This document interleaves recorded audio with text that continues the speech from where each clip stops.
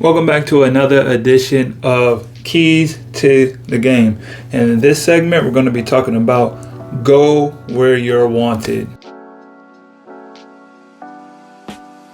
Now, before we get started, like always, if you guys can do me a huge favor and hit the like and subscribe button.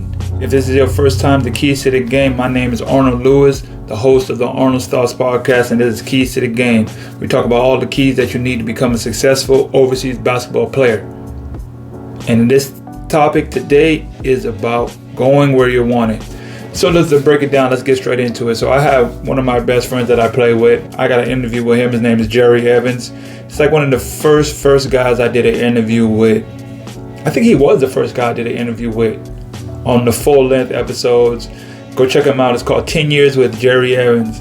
And we were talking yesterday because right now this is the time in the season of teams making decisions. Teams are looking, they're signing. It's almost August. It's time. And it's the end of August. And I haven't signed yet. Got a couple of offers here and there, but it's not really nothing that I really want. What's up, guys? I just dropped my new ebook, 6 Must-Have Steps to Be an Overseas Basketball Player. You know, I've been playing for the last 9 years. I got all the steps and the traits that you need to start your journey with networking, with getting a mentor, all the things that you need to start your journey to be a protege. So go get that ebook, click the link in the bio, and make sure you get your steps to being that overseas pro one day. Let's go. So this is definitely the signing period. It's big time signing period. Everybody wants to get signed and know where they're going and just be settled in. You always want that timeline to know when you're going somewhere. Me personally, I want to leave in September for 2 reasons. September 1st, I believe, is like the perfect time for me for 2 reasons. One, because my mother's birthday is on the 24th of August and my daughter's birthday is on the 27th. So really, August for me, it's really not a no-go because I need to see that. I need to see my peoples. I need to see my daughter. I got to be here for her birthday. And I would rather be here for my mom on her birthday as well, if possible, of course. But getting back into it, so signing period. This is the signing period for guys to get a team. And me and my boy was talking. And he was saying that he got a contract offer. It was he's a double digit a month guy. When I mean by double digit, I mean 10 and up. 10K and up.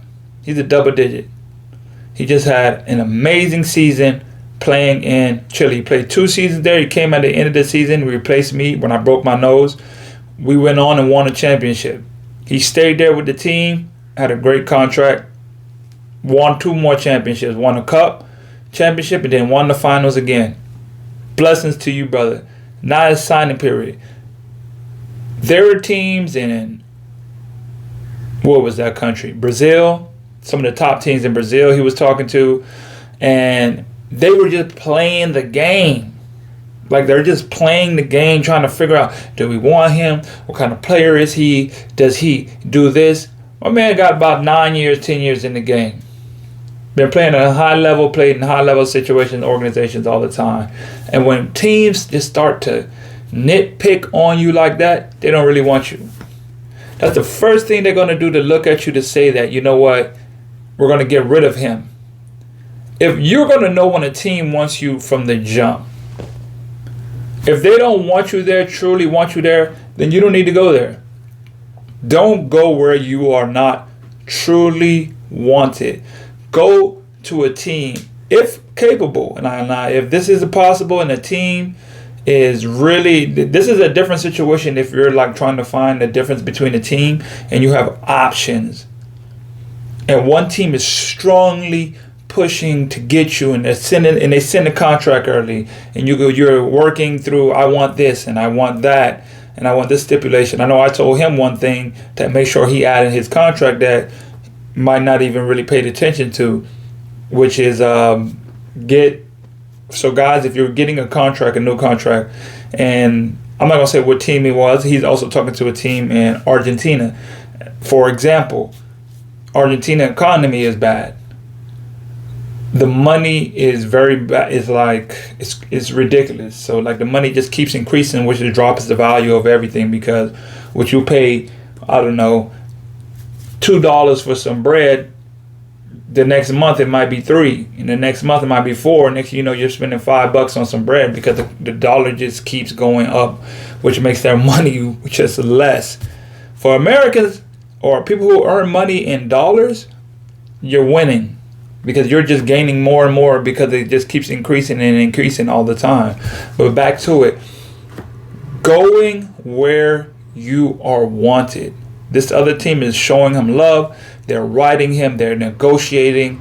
That is a team that wants him.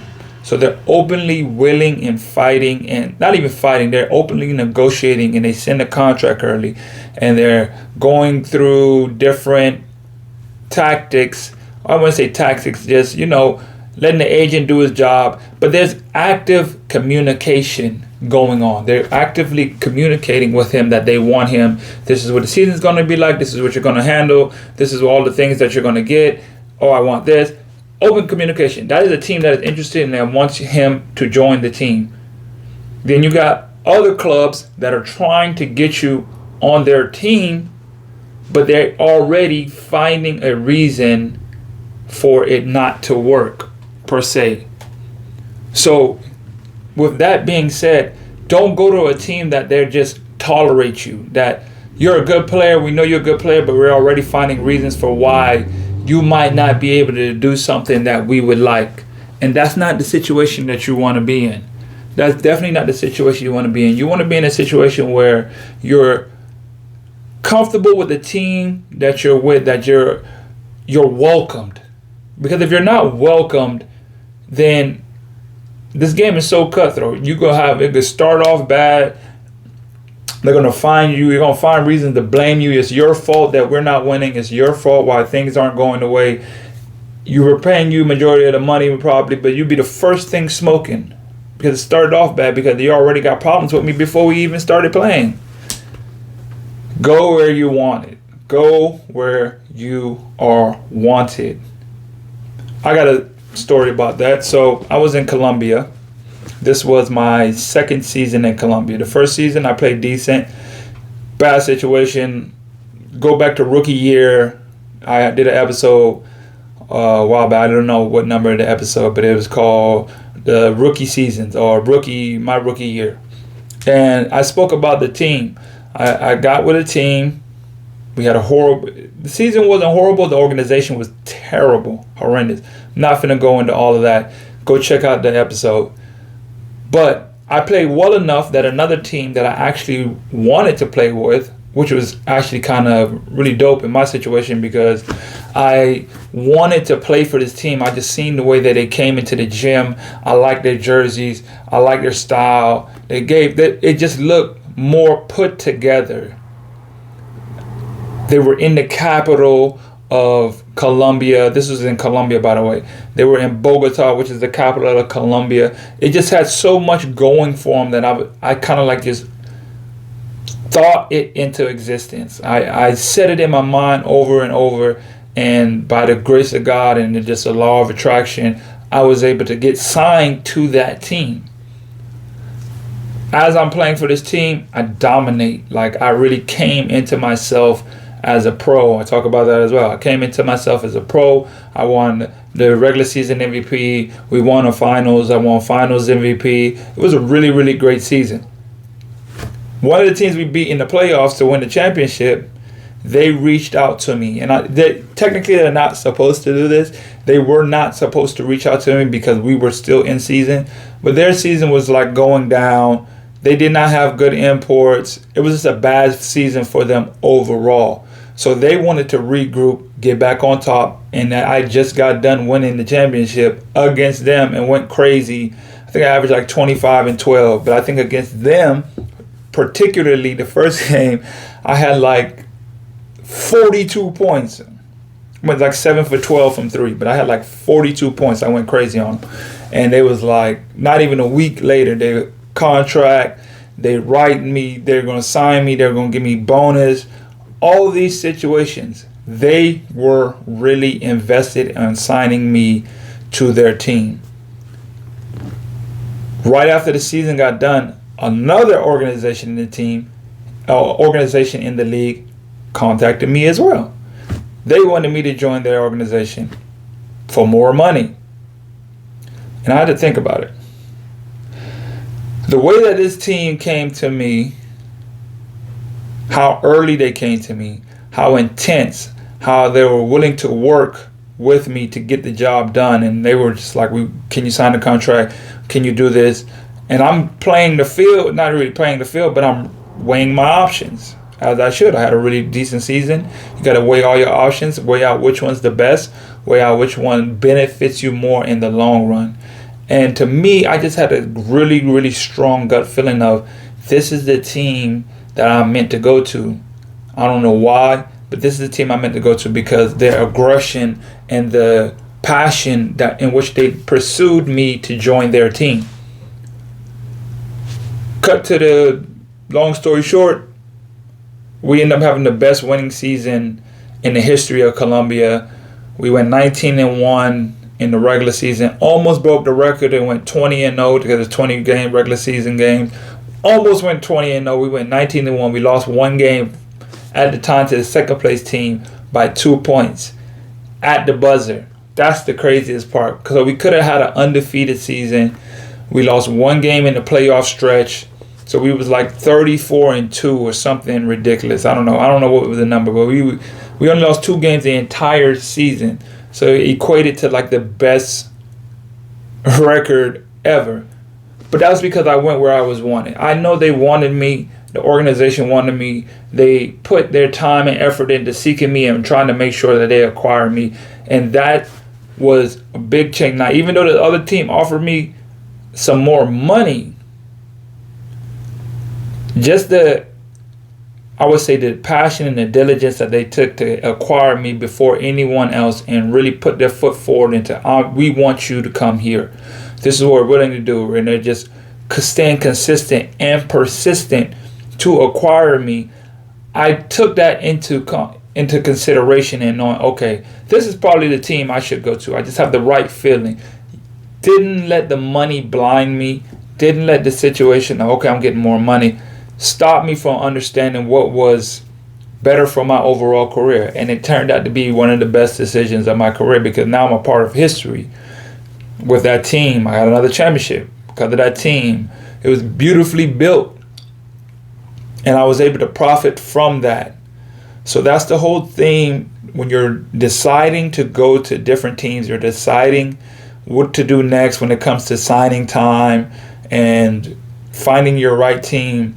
Really weigh out your options and you will have that gut feeling and to know if a team really rocking with you, if a team really wants you, if they're willing to pursue you, if they really want you a part of their club to go the whole distance, they believe in you, they trust you.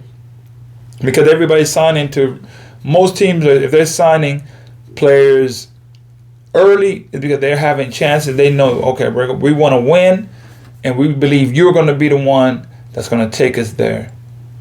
You're going to have that gut feeling. You're going to know and feel if they really rock with you, if they truly believe in you. And once you get that feeling, once you know for sure, go with that. Don't always just look at the money, look at the city. Those things play in the factor, but sometimes you could have the best city, you could have really good money, and have a horrible time and end up getting cut because they never really believed in you from the beginning. Trust your gut. Trust your research when it comes to choosing where you go next. And the best, most of all, remember, go where you are wanted, not where you are tolerated. It's always better to go where you are wanted. You will be able to thrive more. You will be able to play your better game. That will lead to better opportunities. And something also that my dear friend, good friend, Jerry used to always say, it's a marathon, not a sprint. It is a marathon, not a sprint. So as you're making these decisions, just understand that this is a marathon. This overseas basketball career is a marathon.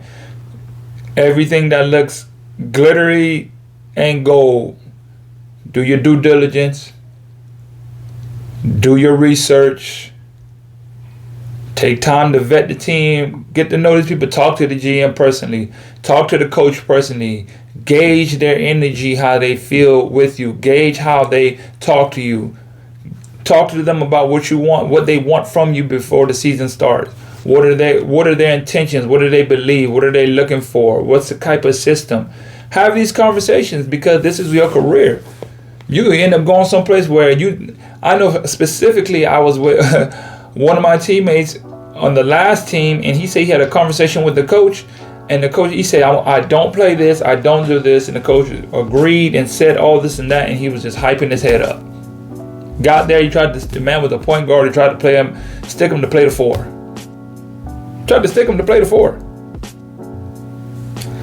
It happens.